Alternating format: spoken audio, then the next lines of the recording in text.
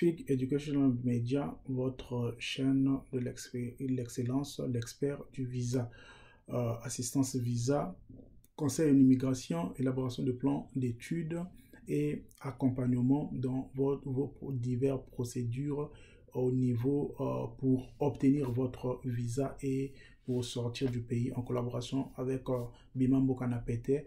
Donc, je vous fais cette vidéo. D'abord, FIG Educational Media va changer de nom. Ça ne sera plus Educational Media. Là, derrière, ça sera FIG Travel Consulting par rapport à le nom de notre agence de voyage, assistance visa et tout. Donc, ça sera maintenant FIG Travel Consulting. Donc, quand vous voyez FIG Travel Consulting dans les jours à venir, ne vous étonnez pas, je vous préviens déjà. Donc, ce soir, je vais vous expliquer sur la procédure pour tout le monde qui sont intéressés au travail temporaire, visa d'échange de culture. Donc, dans la vidéo précédente, je vous ai expliqué un peu en long et en large comment est-ce que ça se passe et qu'est-ce que vous allez vous attendre. Donc, je vous dis, visa de travail temporaire, échange de culture est un programme reconnu. C'est parmi les types de visa, le visa appelé J1,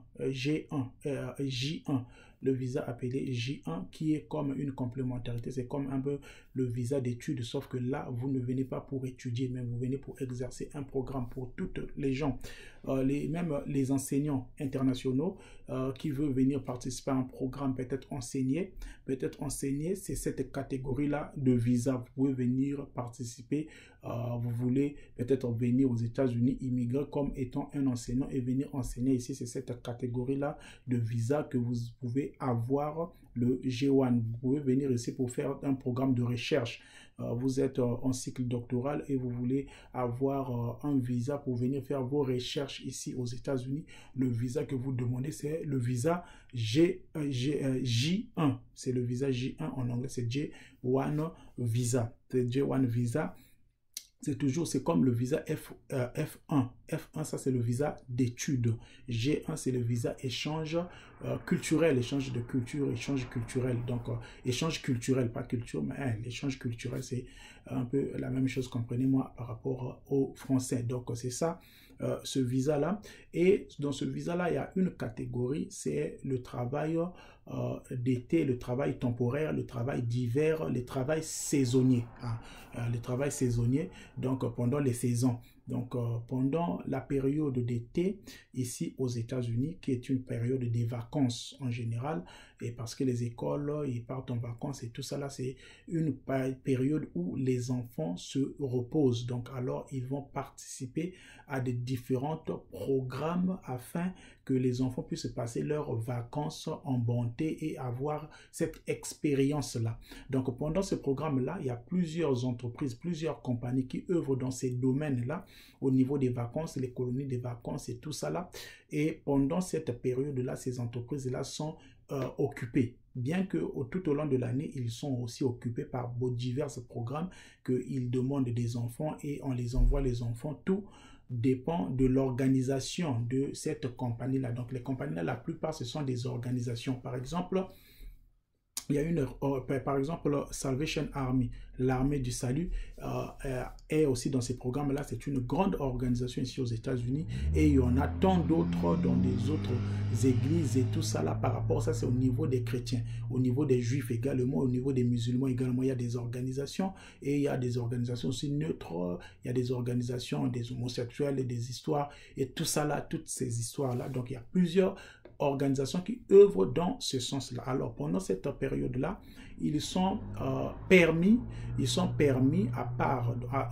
parmi les 100% de recrutement qu'ils vont faire des personnels. Ils ont des personnels qui travaillent permanents dans leur compagnie, qui sont non, pas assez.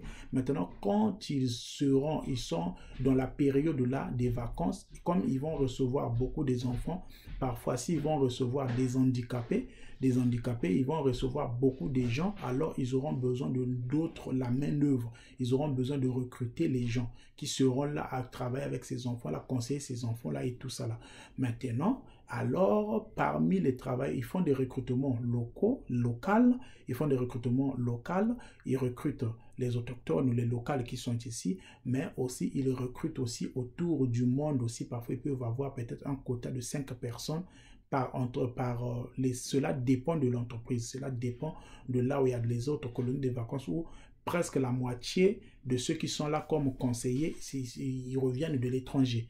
À part ceux qui sont dans l'administration, qui sont les gens qui ont des contrats permanents, qui travaillent là. Mais des boulots, des contrats saisonniers sont donnés aux gens qui reviennent de l'étranger et d'autres personnes qui sont un peu sur place. Cela dépend aussi de la manière que les gens aussi postulent pour le travail. Donc, quand il n'a pas assez de gens, ils se tournent vers l'international pour avoir beaucoup de gens parce qu'ils doivent remplir tous les postes afin de lancer le programme. Quand le programme sera lancé, afin d'être prêt d'accueillir les enfants parce qu'ils bénéficient des subventions de l'État et des autres organisations pour ces programmes-là parce qu'on viendra les déposer, les enfants, par exemple, le 1er juin. Donc, avant le 1er juin 2024, ils doivent être sûrs que, par exemple, pendant à compter du 1er juin 2024 jusqu'à peut-être le 3 août ou le 15 août, nous aurons au total, nous aurons la vague des enfants, peut-être 1000 enfants que nous allons recevoir ou bien 2000 enfants que nous allons recevoir. Donc, parmi les 2000 enfants que nous allons recevoir,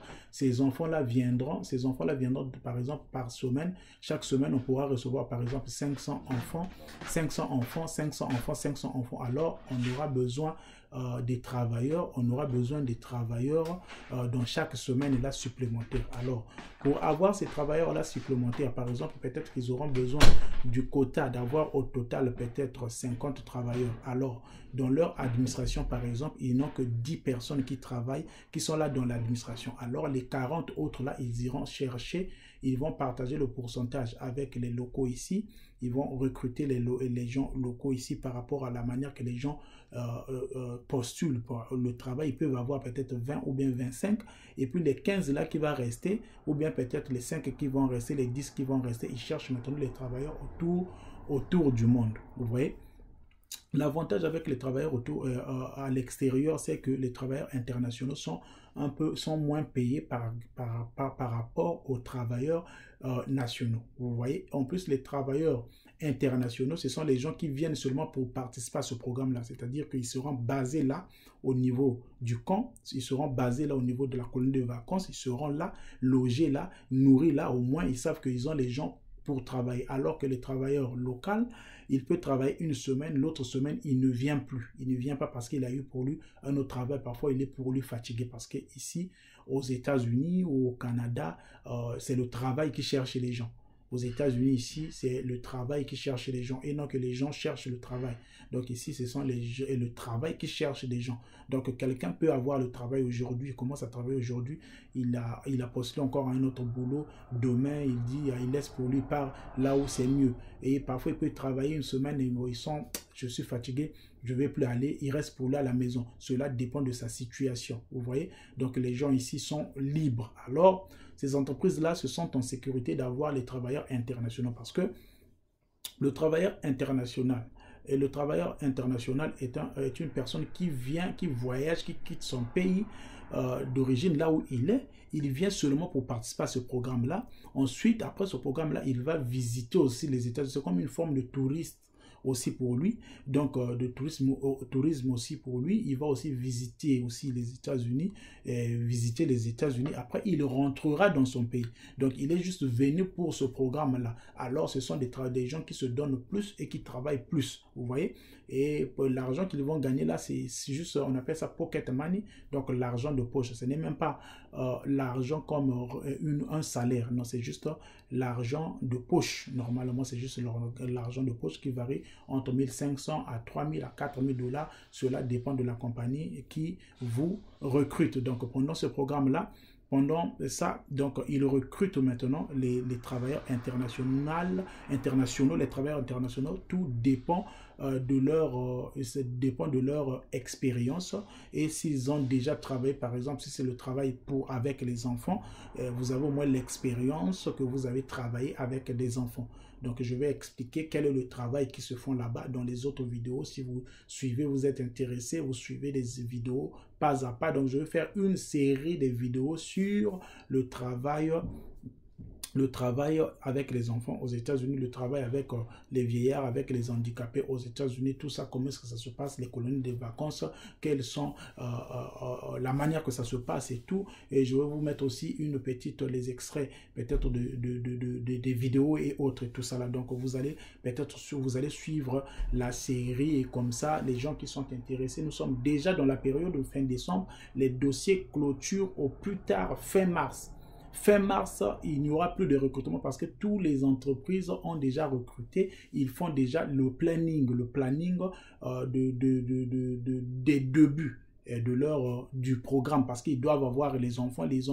Si la colonie de vacances, ça va commencer le 1er juin, obligatoire le 1er juin là, ils auront les enfants le 1er juin. Donc alors, ils doivent être sûrs qu'ils ont des travailleurs, assez de travailleurs. Ils font déjà leur emploi du temps et la manière que ça sera. Telle semaine, on va recevoir ceci, on doit avoir tant de travailleurs, tout ça là, pour ne pas être surpris parce que c'est une grande responsabilité au niveau de ces entreprises-là.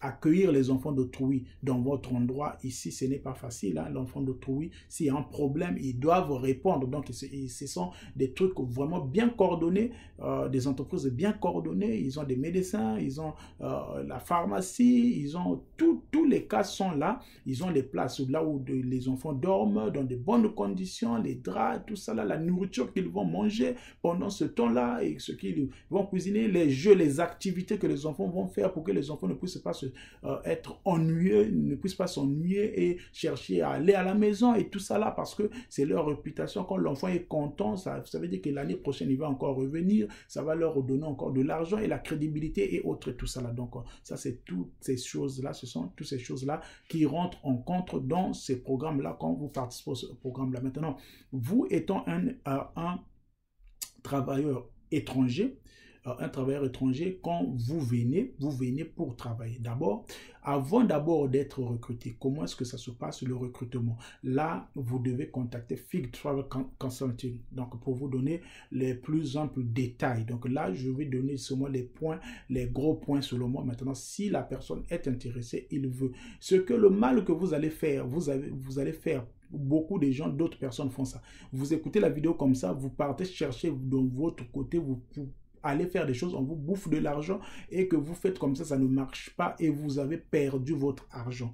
Vous allez perdre votre argent pour rien. Quand vous ne connaissez pas quelque chose, vous écoutez quelque chose, vous avez suivi dans la vidéo, contactez la personne, l'agence qui fait ça, contactez la personne et laissez que la personne qui connaît, qui fait les histoires pour les gens, de vous faire les histoires. Ne vous aventuriez pas d'aller chercher peut-être à le faire vous-même et ensuite vous allez perdre votre argent comme ça. Donc, quand vous écoutez, c'est même mieux.